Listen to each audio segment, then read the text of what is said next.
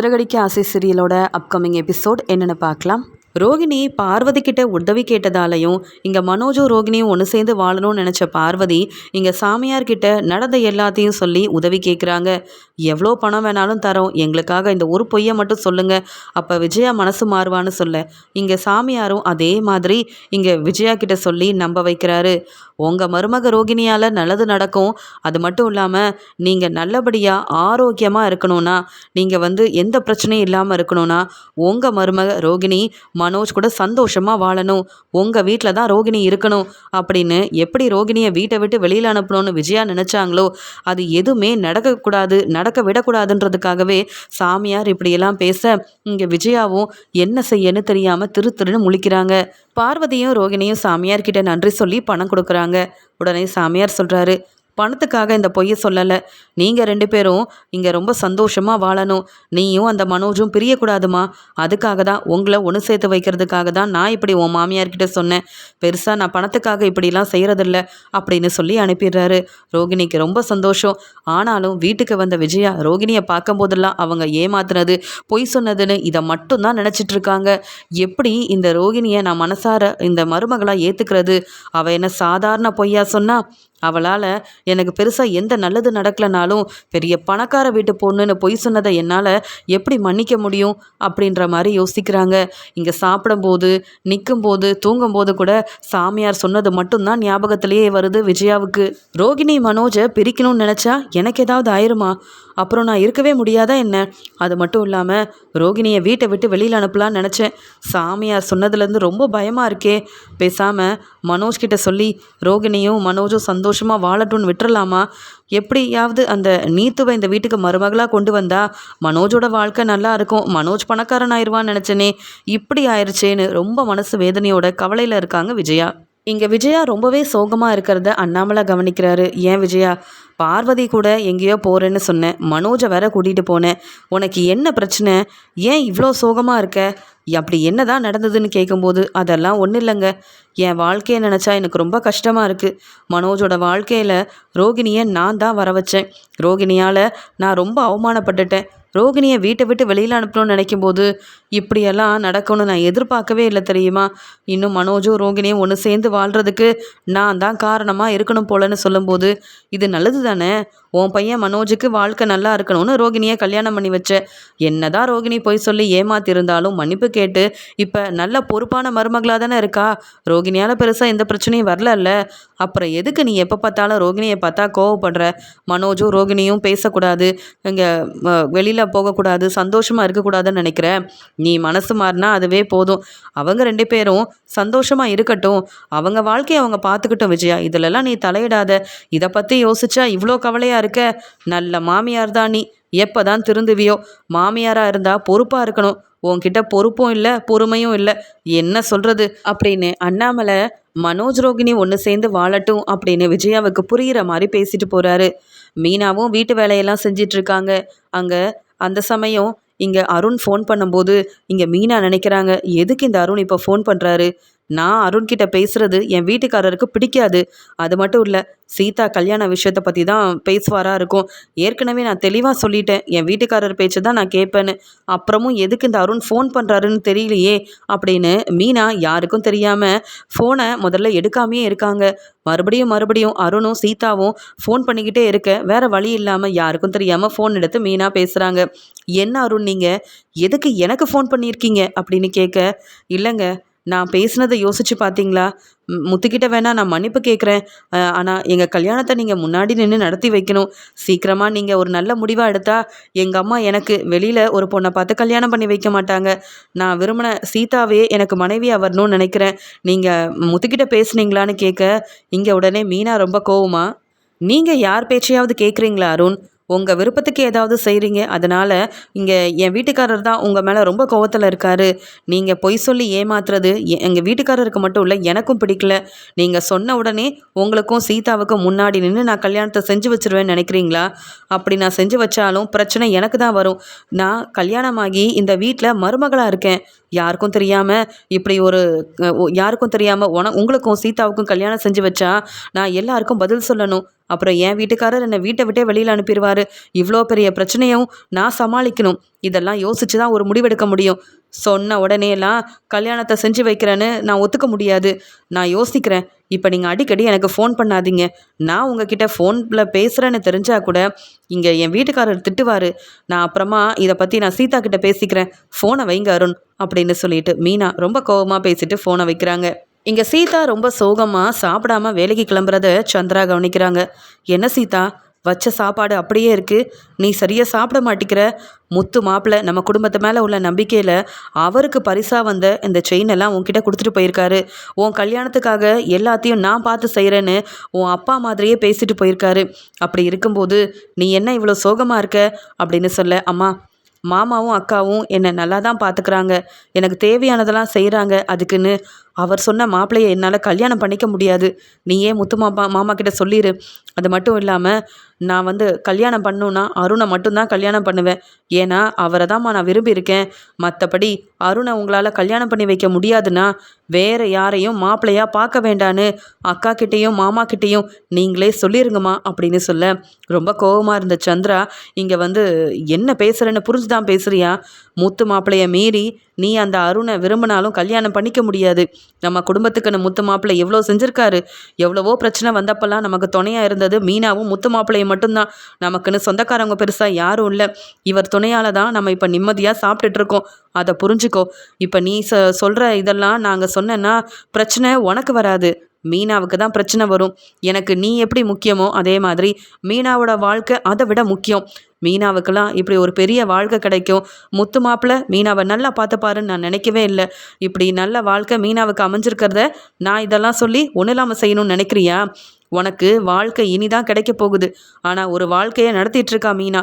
அதனால் உனக்கு நான் சப்போர்ட் பண்ணுறனோ இல்லையோ, முத்து மாப்பிள்ளைக்கும் மீனாவுக்கும் தான் சப்போர்ட் பண்ணுவேன். இந்த விஷயத்தில் நீ என்ன சொன்னாலும் அதை நான் கேட்க போகிறதும் இல்லை. அந்த அருணை உனக்கு கல்யாணம் பண்ணி வைக்க போகிறதும் இல்லை. நீ சாப்பிடலனாலும் பிரச்சனை இல்லை. இதை பற்றி இந்த அருணை கல்யாணம் பண்ணிக்கிற விஷயத்தை பற்றி என்கிட்ட பேசவே பேசாத அப்படின்னு சொல்லும்போது இங்கே சீதா கண்கலங்கி நிற்கிறாங்க. சீதா பேசுனதுக்கு பதில் சொல்லிட்டு இங்கே ரொம்ப கோவமாக தன்னுடைய பூக்கடைக்கு கிளம்பி போயிடுறாங்க மீனாவோட அம்மா. அப்போ தான் சீதா நினைக்கிறாங்க, இவங்கக்கிட்டலாம் கேட்டு ஒரு பிரயோஜனமும் இல்லை. அருண் சொன்ன மாதிரியே பேசாமல் நாமளே வெளியில் போய் அருணை கல்யாணம் பண்ணிக்க வேண்டியதான். இதுக்கு மேலேயும் இவ்வளோ பொறுமையாக இருந்தால் சரிப்பட்டு வராது. அருணோட அம்மா முத்து மாமா மேலே உள்ள கோவத்தில் அப்புறம் வேறு இடத்துல பொண்ணு பார்த்து அருணுக்கு கல்யாணம் பண்ணி வச்சுட்டாங்கன்னா என் வாழ்க்கை என்ன ஆகுறது? இவங்களெல்லாம் நம்பி நான் அருணை கல்யாணம் பண்ணிக்காமல் ஏமாந்து போய் நிற்கணுமா? மீனா அக்கா கிட்ட அருண் பேசியிருக்காரு. அக்கா என்ன முடிவெடுக்கிறாங்கன்னு பார்ப்போம். இல்லைனா அருண் சொன்ன மாதிரியே யாருக்கும் தெரியாமல் போய் அருணை கல்யாணம் பண்ணிட்டு வர வேண்டியதான். வேறு வழி இல்லை. அருணை யாருக்காகவும் நான் விட்டு கொடுக்க விரும்பலை. அருண் ரொம்ப நல்லவர்னு எனக்கு தெரியும். நான் தானே அவர் கூட வாழ போகிறேன் அப்படின்னு வேறு வழி இல்லாமல் யாருக்கும் தெரியலனாலும் இந்த அருணை நான் தான் எப்படியாவது கல்யாணம் பண்ணிக்கணும். இதனால் பெரிய பிரச்சனை வந்தாலும் எப்படியும் நான் சமாளிச்சுக்கிறேன் அப்படின்னு சீதா ரொம்ப கோவத்தில் இப்படி ஒரு முடிவெடுக்கிறாங்க. சாமியார் சொன்னதெல்லாம் மனசில் வச்சுக்கிட்டு இனி ரோகிணியை திட்டக்கூடாது, அவமானப்படுத்தக்கூடாது. வீட்டு வேலையை ரோகிணி செய்யலைனாலும் பரவாயில்ல, மீனாவே எல்லா வேலையும் செய்யட்டும். எப்பயும் போல் ரோகிணிக்கிட்ட பேச வேண்டிதான். வேறு வழி இல்லை. ரோகிணியால் தான் நமக்கு எல்லாம் நல்லது நடக்குதோ இல்லையோ, நான் இன்னும் கொஞ்ச நாளைக்கு நல்லா இருக்கணும்னா ரோகிணி இந்த வீட்டில் இருந்துட்டு போகட்டும் அப்படின்னு விஜயா நினைக்கிறாங்க. இங்கே சாமியார் இப்படி சொன்னதால் கண்டிப்பாக விஜயாத்தா மனசு மாறிடுவாங்க. வேறு வழி இல்லாமல் என்கிட்ட பேச தான் போகிறாங்கன்ற சந்தோஷத்தில் ரோகிணி இருக்கிறாங்க. உடனே இங்கே ரோகிணி பார்லருக்கு கிளம்பும்போது மனோஜ் கேட்குறாரு, அம்மா இன்றைக்கி நான் ரோகிணியை கடைக்கு கூப்பிட்டு போட்டுமாமா அப்படின்னு கேட்க, எப்பயும் வேண்டான்னு சொல்கிற விஜயா இங்கே ரோகிணியவும் மனோஜையும் பார்த்து, மனோஜ் தினமும் இனி ரோகிணி கடைக்கு வரட்டும். ரோகிணியால் உனக்கு கடையில் நல்ல வருமானம் வந்தால் அதுவே போதும். ஏமா ரோகிணி, இனி நீ வீட்டு வேலையெல்லாம் பார்க்க வேண்டாமா? உன் பார்லர் வேலையை முடிச்சுட்டு இங்கே மனோஜுக்கும் உதவி செய்ய நீ கடைக்கெல்லாம் போகலாம். அது மட்டும் இல்லாமல் எப்பயும் போல் இல்லை, நீங்கள் சந்தோஷமாக உங்கள் வாழ்க்கையை பாருங்கள். என்னை பற்றியெல்லாம் யோசிக்காத மனோஜ் அப்படின்னு சொல்கிறாங்க. என்னம்மா இப்படி பேசுறீங்கன்னு கேட்க, இல்லை இத்தனை நாள் நீங்கள் ஒன்று சேர்ந்து சந்தோஷமாக பேசக்கூடாது, பிரிஞ்சு தான் இருக்கணும்னு நினச்சேன். ஆனால் இப்போ நான் மனசு மாறிட்டேன். இனி உனக்கு இருக்கிற எல்லா வேலையும் மீனாவே பார்த்துப்பா. உனக்கு சாப்பாடை கூட மீனாவே செஞ்சு வைப்பாம்மா. உங்கள் 2 பேருக்கும் என்ன வேணும்னு மீனா கிட்ட சொல்லிட்டு போங்க. மீனாவை அது எல்லாத்தையும் நான் செய்ய சொல்கிறேன், சரியா? நீங்கள் 2 பேரும் சந்தோஷமாக இருக்கணும். அப்போ தான் எனக்கு நல்லது அப்படின்னு சொல்கிறத கேட்டுட்டு மனோஜும் ரோகிணி ரொம்ப சந்தோஷப்படுறாங்க.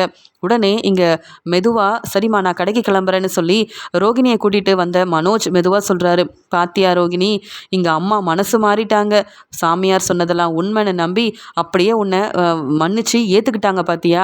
இப்படிலாம் நடக்கணுன்றதுக்காக தான் அந்த சாமியாருக்கெல்லாம் பணம் கொடுத்து பொய் சொல்ல சொன்னோம் அப்படின்னு சொல்ல ரோகிணியும், இப்படியே அத்தை என்னை புரிஞ்சு நடந்துக்கிட்டாங்கன்னா ரொம்ப நல்லது. எத்தனை முறை என்னை திட்டி அவமானப்படுத்தியிருப்பாங்க. அந்த மீனா முன்னாடி தலை குனிஞ்சு நின்றுருக்கேன் தெரியுமா? இப்போ தான் மனோஜ் எனக்கு ரொம்ப சந்தோஷமாக இருக்குது. நல்லா சம்பாதிக்கணும். நாம் நல்லா சம்பாதிச்சு உண்மையாகவே பணக்காரங்களானா அப்புறம் விஜயாத்தை நம்ம 2 பேரையும் ஏற்றுப்பாங்க, பிரிக்கணும்னு நினைக்க மாட்டாங்க அப்படின்னு இங்கே விஜயா இப்படி மனசு மாறின சந்தோஷத்தில் இருக்கிறாங்க ரோகிணி. முத்துவும் மீனாவும் கோயிலுக்கு கிளம்பி போகிறாங்க. அங்கே மீனாவோட அம்மாவை பார்க்குறாரு முத்து. என்னத்தை அங்கே சீதா எங்கன்னு கேட்கும்போது, சீதா வேலைக்கு போயிட்டாங்க தம்பி அப்படின்னு சொல்கிறாங்க. சும்மா இங்கே சவாரியெல்லாம் முடிச்சுட்டு வரும்போது மீனாவை கூட்டிகிட்டு கோயிலுக்கு வந்தேன் அப்படின்னு சொல்லி பேசிகிட்ருக்க இங்கே உடனே மீனாவோட அம்மா சொல்கிறாங்க, மீனா நமக்கு தூரத்து சொந்தம் ஒருத்தவங்க கல்யாணம்னு வந்து பத்திரிக்கையெல்லாம் கொடுத்துட்டு போனாங்க. உன் வீட்டுக்கு வந்தால் உன் மாமியார் பிரச்சனை செய்வாங்கல்ல, அதனால தான் நானே மீனா கிட்ட சொல்லிடுறேன்னு சொல்லிட்டேன் அப்படின்னு சொல்ல, நல்ல வேலை செஞ்சீங்கம்மா. நம்ம சொந்தக்காரங்க மட்டும் இல்லை, நீங்களே அந்த வீட்டு பக்கம் வரக்கூடாதுன்னு விஜயாத்தை அந்த பேச்சு பேசியிருக்காங்க. இதில் சொந்தக்காரங்க வந்தால் அவ்வளவுதான். யாருமா இது அப்படின்னு கேட்கும்போது, நம்ம தூரத்து சொந்தம்தான், ஆனால் இவங்க நல்லா பணக்காரங்க, பெரிய வீட்டில் அவங்க வந்து சம்மந்தம் முடிச்சிருக்காங்க போல், கல்யாணத்தையும் நல்லா ஆடம்பரமாக செய்கிறாங்க. எனக்கு போக பிடிக்கலம்மா. நம்ம சாதாரணமாக இருக்கிறதுனால அவங்களும் மதிக்காமல் இருந்துட்டாங்கன்னா என்ன செய்ய? நீயும் மாப்பிள்ளையும் போயிட்டு வந்தால் எனக்கு சந்தோஷமாக இருக்கும். நம்ம வரலன்னு யாரும் சொல்ல மாட்டாங்கள்ல. இந்த கல்யாணத்துக்கு நீ போயிட்டு வந்துரு மாப்பிள்ளையை கூட்டிகிட்டு அப்படின்னு சொல்ல, உடனே இங்கே மீனாவும் நாங்கள் மட்டும் எப்படிம்மா போகிறது அப்படின்னு கேட்கும்போது, மாப்பிள்ளை மீனாவை கூப்பிட்டு கண்டிப்பாக இந்த கல்யாணத்துக்கு போயிட்டு வாங்க. அவங்க எங்கள் சொந்தக்காரங்க தான், ஆனால் கொஞ்சம் வசதி வாய்ப்போடு இருப்பாங்க. நீங்கள் போயிட்டு அவங்கக்கிட்ட நீங்கள் வந்தது தெரிஞ்சாலே போதும். போகாமல் இருந்தால் தப்பாக நினைப்பாங்க மீனா. என் நிலமை உனக்கு தெரியும். நான் போக முடியாது, நீ போயிட்டு வாயேன் அப்படின்னு சொல்லும்போது, உடனே முத்துவும், என்ன மீனா உங்கள் அம்மா இவ்வளோ பேசுகிறாங்கல்ல, இவ்வளோ சொல்கிறாங்க, நீ போக வேண்டான்னு எப்படி முடிவெடுப்ப? நான் மீனாவை கூப்பிட்டு போகிறேன் கவலைப்படாதீங்க. சரி வா மீனா கோயிலுக்கு போயிட்டு, இன்னும் நாளைக்கு தானே கல்யாணம், நானே காரில் உன்னை கூப்பிட்டு போயிட்டு வரேன் அப்படின்னு சொல்லிட்டு சந்தோஷமாக கோயிலுக்கு போகிறாங்க. வேண்டுதல் எல்லாத்தையும் முடிச்சுட்டு மீனாவும் முத்துவும் இங்கே சிரித்து பேசிக்கிட்டே வீட்டுக்குள்ளே வர, அண்ணாமலை என்னப்பா சவாரிக்கு போயிட்டு வரியான்னு கேட்க, உடனே விஜயா சொல்கிறாங்க, என்ன கேட்குறீங்க நீங்கள்? அவங்க 2 பேரும் சவாரிக்கு போயிட்டு வர மாதிரியா இருக்குது? சந்தோஷமாக எல்லா இடத்தையும் சுற்றி பார்த்துட்டு வந்த மாதிரிலாம் இருக்குது. இந்த மீனாக்கு வீட்டு வேலையை விட வெளியில் போகிறது தான் ரொம்ப முக்கியம். கேட்டால் அங்கே வேலை இருக்குது, இங்கே வேலை இருக்குது, டெக்கரேஷன் ஆர்டர் இருக்குதுன்னு ஒவ்வொன்றா சொல்லுவாளே தவிர்த்து இங்கே வச்ச துணியெல்லாம் அப்படியே இருக்குது. ஏன் மீனா இதெல்லாம் எப்போ துவைப்பேன்னு கேட்குறாங்க. உடனே முத்துவும், அதெல்லாம் அந்த மனோஜோட துணி, மீனா எதுக்கு துவைக்கணும் அப்படின்னு சொல்லும்போது, ஏன் அப்படியே உன் மீனா இந்த வீட்டு வேலையெல்லாம் செஞ்சால் ஏதாவது பிரச்சனை ஆயிருமா? மீனா வீட்டு வேலை செய்ய தானே இருக்கா, என்னவோ நிறைய சம்பாதிக்கிற மாதிரி பேசிகிட்டு இருக்க. என்னைக்கு மீனா நிறைய சம்பாதிக்கிறாளோ அவள் வேலையை நான் பார்க்குறேன். போதுமாப்பா முத்து, அது வரைக்கும் இவ தான் இந்த வீட்டு வேலையை பார்க்கணுன்னு சொல்ல, அதுக்கு மீனாவும், நீங்கள் என்ன சொன்னாலும் கேட்குறேன், ஆனால் உங்கள் பையன் மனோஜுக்குன்னு நான் எதுவுமே செய்ய மாட்டேன். அவர் என் வாழ்க்கையில் எவ்வளோ பெரிய பிரச்சனை செஞ்சுருக்காரு, ஆனால் அவர் நல்லா தான் இருக்காரு. என்ன தான் இந்த வீட்டு வேலையை செய்ய வச்சு அவமானப்படுத்துறீங்க அப்படின்னு சொல்ல, நான் சொல்கிறத புரிஞ்சிக்க. இந்த வீட்டுக்கு மருமகளாக இருக்கணும்னா நீ என் பேச்சை கேட்கணும். அந்த முத்துவோட மனைவின்ற திமிரில் பேசுனேன்னு வையே, அப்புறம் இந்த வீட்டிலேருந்து கிளம்பிட வேண்டிதான். அப்படியெல்லாம் நடக்கணும்னா எடுத்து வச்ச துணியை நீ துவைச்சி தான் ஆகணும். அதுவும் மனோஜோட துணி எல்லாத்தையும் நீ தான் துவைச்சி வைக்கணும். ரோகிணி வரதுக்குள்ளே இந்த வேலையெல்லாம் செஞ்சு வை அப்படின்னு சொல்லிட்டு போகிறாங்க. உடனே இங்கே முத்து ரொம்ப கோவமாக, செய்யாத மீனா, இவங்களுக்கெல்லாம் நீ வேலையை செய்யவே கூடாது. இவங்க சொன்னால் நீ அப்படியே கேட்கணுமா? நீ என் மனைவி, உனக்கு எல்லா உரிமையும் இருக்குது. இவங்க பேசுனா நீ பதில் பேசணும் மீனா. நீ எல்லாம் சம்பாதிக்கலன்ற திமிரில் இப்படிலாம் பேசுகிறாங்கல்ல, நீயும் கண்டிப்பாக சாதிச்சு காட்டுவ, சம்பாதிப்ப. உன் முன்னாடி என் அம்மா தலை குனிஞ்சு நிற்பாங்க. அப்போ நான் பேசிக்கிறேன் என் அம்மா கிட்ட.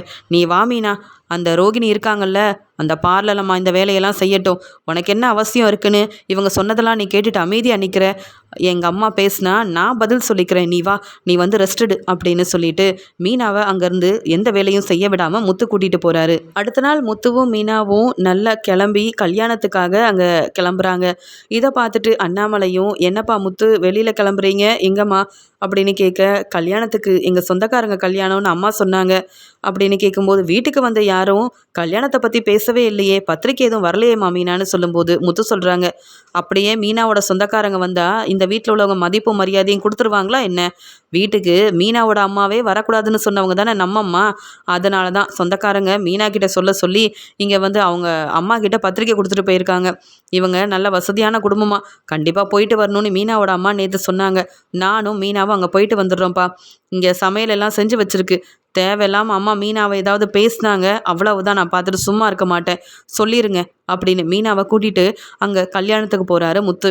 அங்கே போன உடனே மீனா சொல்கிறாங்க, டெக்கரேஷன் எல்லாம் ரொம்ப நல்லா இருக்குல்லங்க அப்படின்னு கேட்க, என்ன மீனா வந்த உடனே உன் வேலையை பற்றி தான் நீ பேசுவியான்னு கேட்க, இல்லைங்க இந்த டெக்கரேஷன் எல்லாம் பார்த்துட்டு இந்த டிசைன் நல்லா இருக்குன்னா நமக்கு வரக்கூடிய ஆர்டருக்கும் இதே மாதிரி செய்யலாம்ல, அதனால தான் ஒவ்வொன்றையும் பார்த்துட்ருக்கேன், எனக்கு ரொம்ப பிடிச்சிருக்குங்க அப்படின்னு சொல்லும்போது, அப்படியா மீனா, சரி வா, உன் சொந்தக்காரங்க எல்லாரையும் உனக்கு தெரியும்ல அப்படின்னு சொல்லும்போது, ரொம்ப நாள் ஆகுது அவங்களெல்லாம் பார்த்து, கல்யாணத்துக்கு அப்புறம் பெருசாக யாரையும் பார்க்கக்கூடிய ஒரு வாய்ப்பு எனக்கு கிடைக்கல, ஆனால் இன்றைக்கி எல்லார்கிட்டேயும் நான் போய் பேச போகிறேங்க அப்படின்னு மீனா சந்தோஷமாக இருக்கிறத பார்த்து இங்கே முத்துவும் சந்தோஷப்படுறாரு.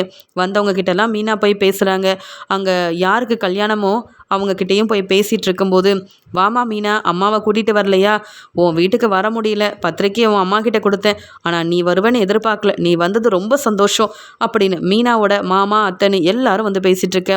முத்துக்கிட்ட கேட்குறாங்க, முத்து தம்பி நீங்கள் என்ன வேலை செய்கிறீங்கன்னு கேட்க, நான் கார் டிரைவராக இருக்கேன், 2 கார் இருக்குது, ஏதோ வந்த வருமானத்தை வச்சு சந்தோஷமாக இருக்கும் அப்படின்னு சொல்லும்போது, பரவாயில்லப்பா, மீனாவுக்கு ஒரு நல்ல வாழ்க்கை உங்களால் கிடச்சிருக்கு, ரொம்ப சந்தோஷம், எங்கள் வீட்டு பொண்ணு மீனாவை நல்லா பார்த்துக்கோங்க, கண்டிப்பாக 2 பேரும் சாப்பிட்டுட்டு தான் கிளம்பணும் மீனா, ரொம்ப நாள் ஆச்சு உன்னெல்லாம் பார்த்து, நிறையா பேசணும் சரியா அப்படின்னு சொல்லிட்டு அங்கேருந்து போகிறாங்க. உடனே மீனாவும், பரவாயில்ல, எவ்வளோதான் வசதியானவங்களாக இருந்தாலும் ரொம்ப சந்தோஷமாக பேசுகிறாங்கல்ல அப்படின்னு கேட்க, ஆமாம் இப்படியும் நல்லவங்க இருக்க தானே மீனா செய்கிறாங்க, சரிவா கொஞ்ச நேரம் உட்காந்துருப்போம் அப்படின்னு வந்தவங்க எல்லாரையும் பார்த்து இங்கே சந்தோஷமாக மீனாவும் முத்துவும் அந்த கல்யாணத்தில் கலந்துக்கிறாங்க. அந்த சமயம்தான் மீனாவோட மாமாவும் அத்தையும் ஓரமாக நின்று ஏதோ மனசு வேதனையோட பேசிகிட்டு இருக்கிறத மீனா கவனிக்கிறாங்க. உடனே மீனாவும், என்னாச்சு மாமா, ஏதாவது பிரச்சனையான்னு கேட்க, அது வேற ஒன்றும் இல்லைம்மா, இங்கே சாப்பாடெல்லாம் செஞ்சிட்டு இருந்தவங்க என்ன ஆச்சுன்னு தெரியல, இந்த மாதிரி ஏதோ பிரச்சனைன்னு சொல்லிட்டு சரியாக சாப்பாடை கூட செய்யலை, இப்போ நான் என்ன செய்யன்னு தெரியல, இத்தனை பேர் வந்திருக்காங்க, சமைக்கிறதுக்கு இப்போ வேறு யாரை கூப்பிடுறது, என்ன பண்ணேன்னு புரியலம்மா அப்படின்னு சொல்லும்போது, என்னம்மாம்மா செஞ்சு வச்சுருக்காங்க அப்படின்னு அங்கே இருக்கிற கிச்சனில் போய் பார்க்க, பாதி சமையலை செஞ்சுருக்குறாங்க, மீதி சமையலை ஒழுங்காக செய்யாமல் தேவையில்லாமல் ஏதோ ஒரு பிரச்சனை நடந்திருக்குன்னு சொல்லி மீனாவுக்கு தெரியுது. நீங்கள் கவலைப்படாதீங்க மாமா, நான் இருக்கேன்ல, இதான் கொஞ்சம் வேலை முடிஞ்சிருச்சு, மீதி வேலையை நான் பார்க்குறேன் அப்படின்னு சொல்லிட்டு மீனா உடனே அங்கே வந்தவங்களுக்கு ஏதாவது கண்டிப்பாக நம்ம உதவி செய்யணும், அப்படி என் மாமா வீட்டு கல்யாணம் வேற அப்படின்னு முத்துவையும் கூப்பிட்டு அங்கே தனக்கு தெரிஞ்ச சாப்பாடெல்லாம் மீனா ரொம்ப அருமையாக சமைக்கிறாங்க. மீனா ஏற்கனவே ரொம்ப நல்லா சமைப்பாங்கன்னு முத்துவுக்கு தெரியும், ஆனாலும் இத்தனை பேருக்கு மீனா சமைச்சிருவாளா அப்படின்னு வேற முத்து யோசிக்கிறாரு. மீனா உன்னால் முடியும்னு சொல்லு, இல்லைன்னா வெளியிலேருந்து யாரையாவது வர வைக்கலாமா அப்படின்னு கேட்க, வந்தவங்க கொஞ்சம் பேர் சாப்பிட்டுட்டு இருக்காங்க, இப்போ நம்ம இந்த உதவியை செய்யாமல் வெளியிலேருந்து வரவங்களுக்காக காத்துட்ருக்க முடியுமா, அப்படியே வந்தாலும் பாதி சமையலை சமைச்சு கொடுக்க மாட்டோன்னு சொன்னால் என்னங்க செய்வீங்க, என் மாமா வீட்டு கல்யாணம், ஏதோ என்னால் முடிஞ்ச வீட்டில் சமைக்கிற மாதிரியே நான் சமைக்கிறேன், எத்தனை பேராக இருந்தாலும் என்னால் சமைக்க முடியுங்க அப்படின்னு நம்பிக்கையோட மீனாவும் அந்த பொறுப்பை எடுத்துக்கிறாங்க. அங்கே மாமாவும் அத்தையும் மனசு வேதனையோடு இருக்கிற போது மீனா ஆறுதலாக பேசிட்டு இங்கே கல்யாண பொறுப்பு வேலையை எடுத்துக்கிட்டு முத்துவோட உதவியோட அங்கே நல்லபடியாக சமையல் எல்லாத்தையுமே செஞ்சு முடிக்க, இங்கே உடனே முத்து சொல்கிறாங்க, மீனா உண்மையாகவே நீ எவ்வளோ பெரிய திறமைசாலின்னு நான் புரிஞ்சுக்கிட்டேன், இத்தனை பேர் கல்யாணத்துக்கு வந்திருக்காங்க, நீ தனியாகவே இருந்து சமைச்சிட்டியேன்னு சொல்ல, அதான் ஏற்கனவே கொஞ்சம் வேலையை முடிச்சு வச்சுருக்காங்கல்ல, என்ன செய்யணும்னு எனக்கு தெரியுங்க.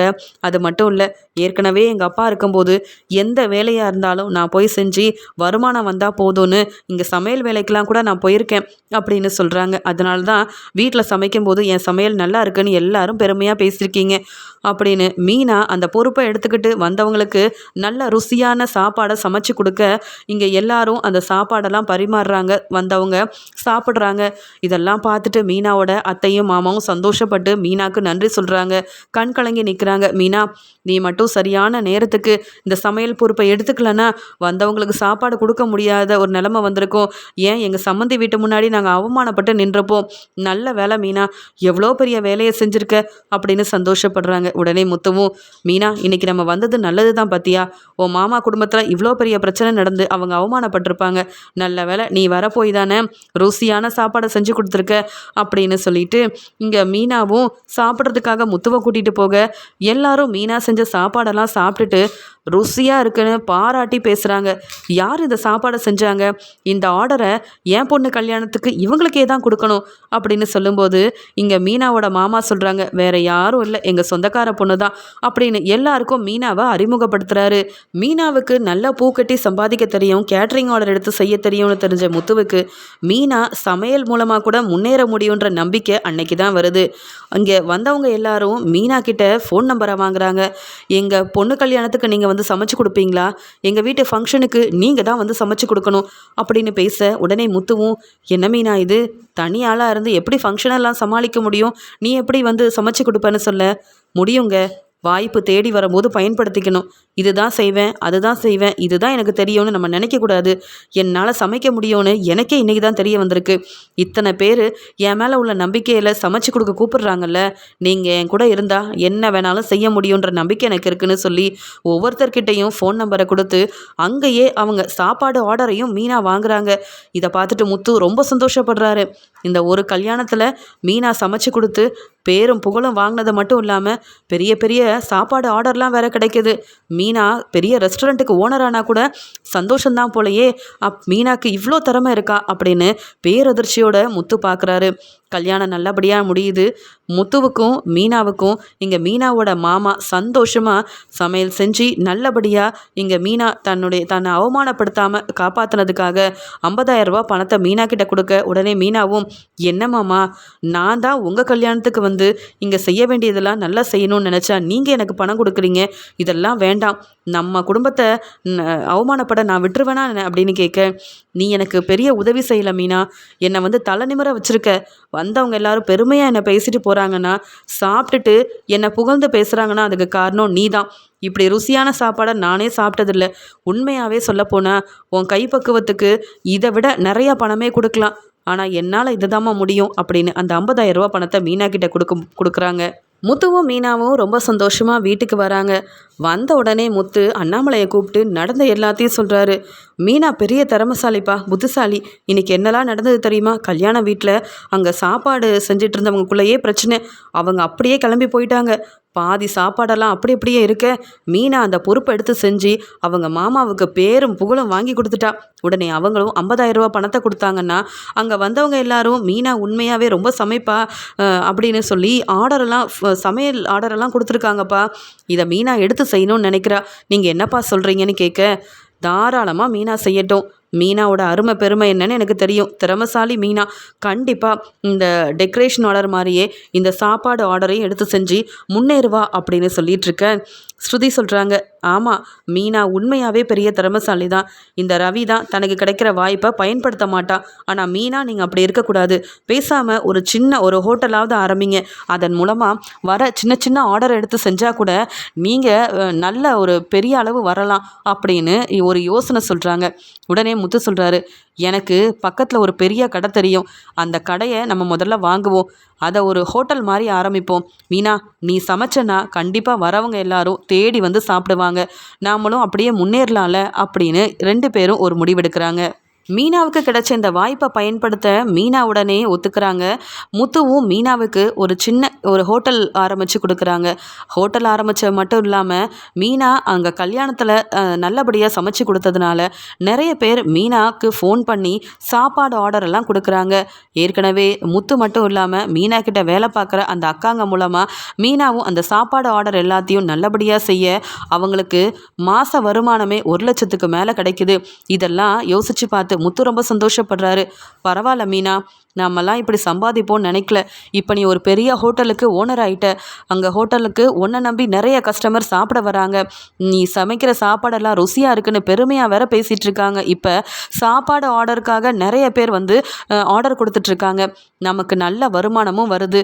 எதிர்பார்க்காத நேரத்தில் நீ செஞ்ச உதவியால் இப்போ பார்த்தியா, நீ பெரிய ஓனரானது மட்டும் இல்லாமல் நம்ம நிறைய சம்பாதிக்க ஆரம்பிச்சிட்டோம். மற்றவங்களுக்கு உதவி செஞ்சால் அங்கே நமக்கும் கண்டிப்பாக இப்படி நல்லதெல்லாம் நடக்கும்னு நான் எதிர்பார்க்கவே இல்லை. ஆனால் நல்லதெல்லாம் நடந்துட்டுருக்கு.